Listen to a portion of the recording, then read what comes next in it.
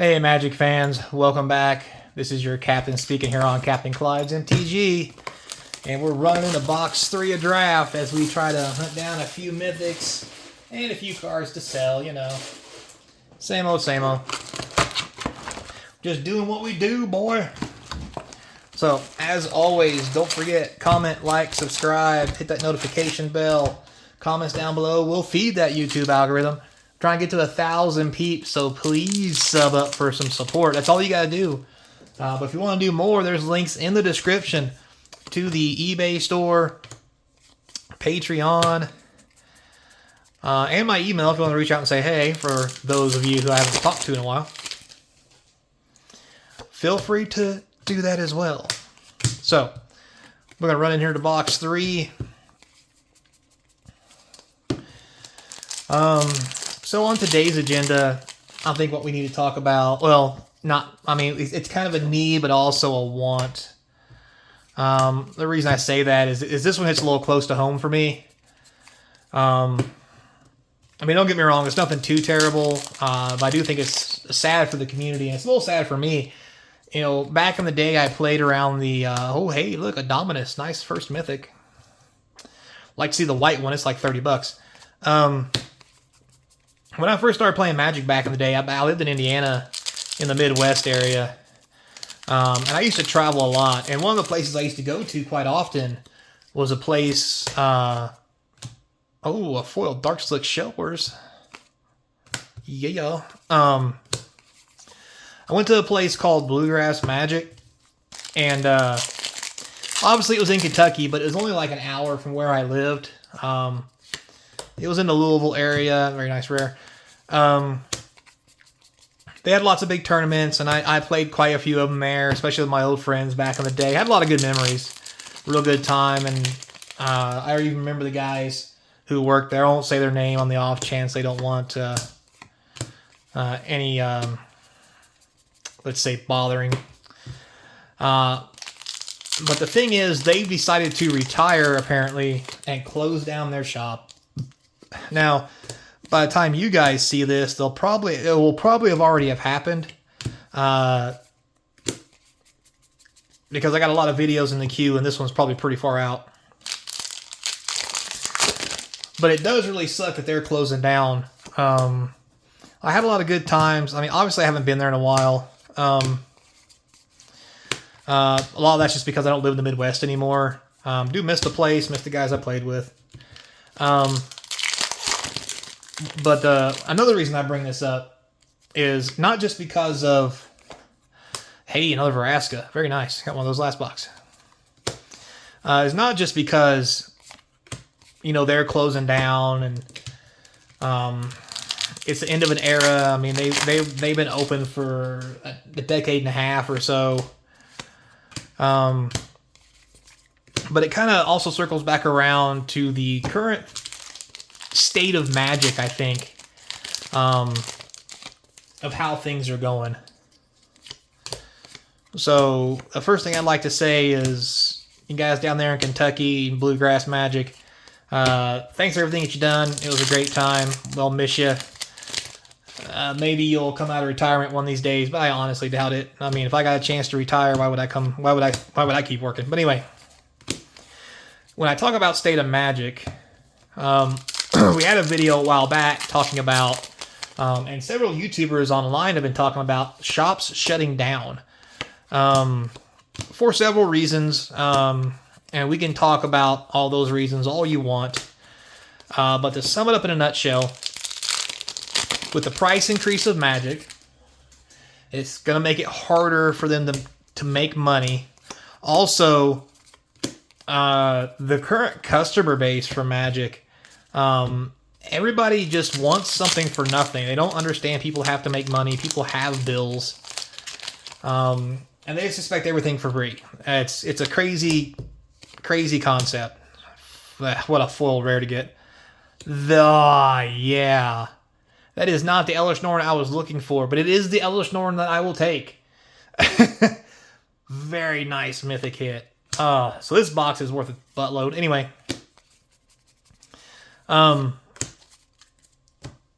So because of the state of Magic and the stuff I just talked about, and people being upset because people trying to make money, and sets plummeting, and people having to fire sell. Wow, another mythic. Very nice mythic too. The problem is it's becoming very hard for prominent card shops to make money.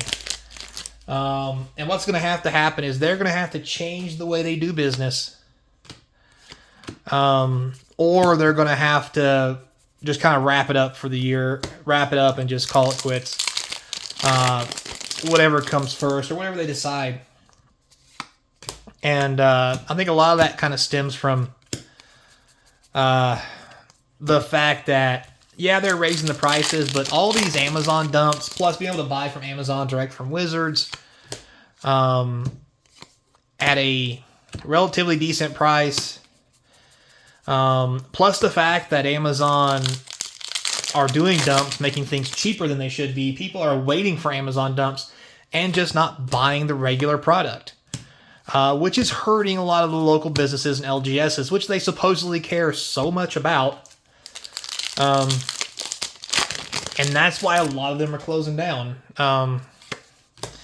That and a lot of shady business just in general. You know, people doing everything they can to scam somebody, whether it be refunds or saying they didn't get what they deserved or something didn't show up. I mean, I have that problem with a lot of my stuff because I ship everything by mail. People are like, oh, it didn't show up or XYZ.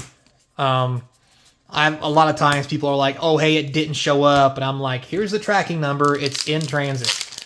Well, I didn't get it. I want a refund. And I'm like, no, you'll wait till it's delivered.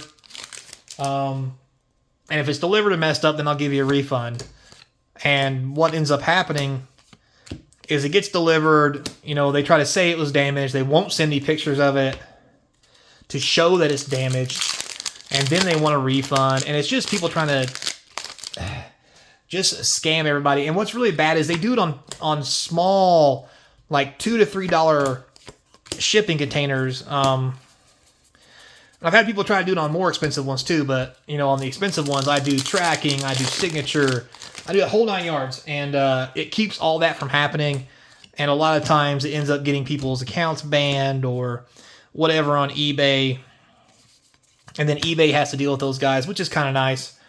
But at the same time, I, even myself, quite often have to deal with refunds, returns, people being upset because they bought a card, and then by the time they get it, that card is half the price because it plummeted for some reason or another.